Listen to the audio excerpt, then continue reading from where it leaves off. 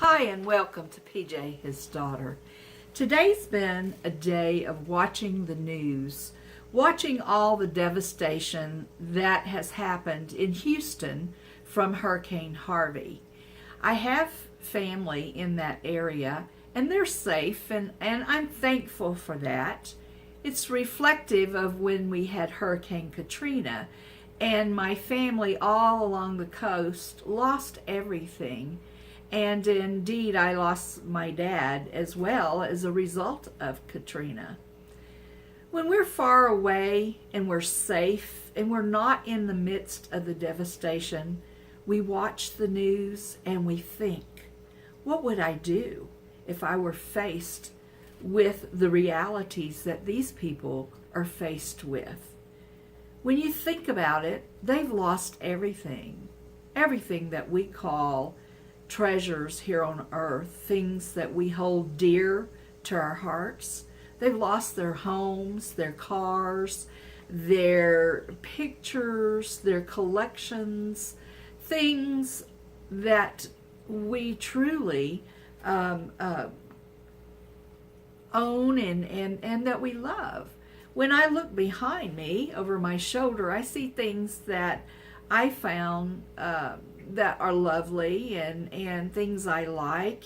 And so I think about what would happen if a flood came, devastation came. What would I grab first? Would I have time to grab anything? And what would that be?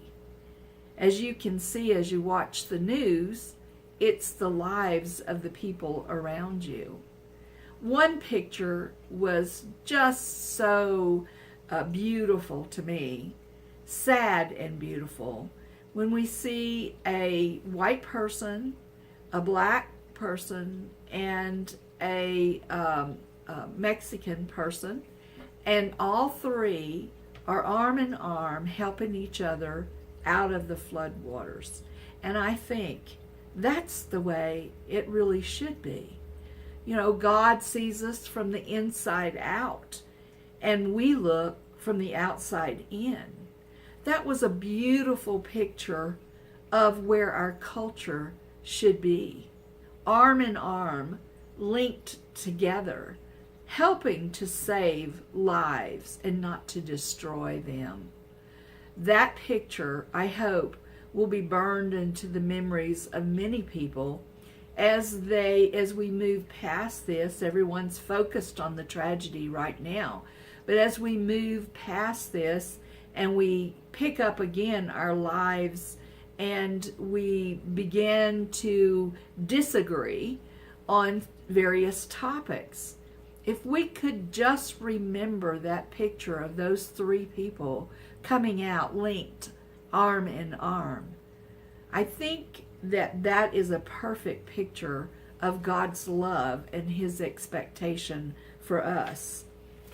You know, he says in Matthew 6:20, "But store up for yourselves treasures in heaven, where moth and vermin do not destroy, where thieves do not break in and steal." And then in 21, Matthew 21, 6 and 21, "Where your treasure is, there your heart will also be." As we look at the many people that were devastated, we see the treasures that were true treasures, the people that they love, helping each other out of the devastation. Why can't we take that teaching, that lesson, and apply it every day in our lives as we deal with each other with love, reaching out? Because truly, all the things of this world are going to pass away. There'll be no more. We come into this life, we're born into this life with nothing. And it is for sure that when we leave this life, we can take nothing.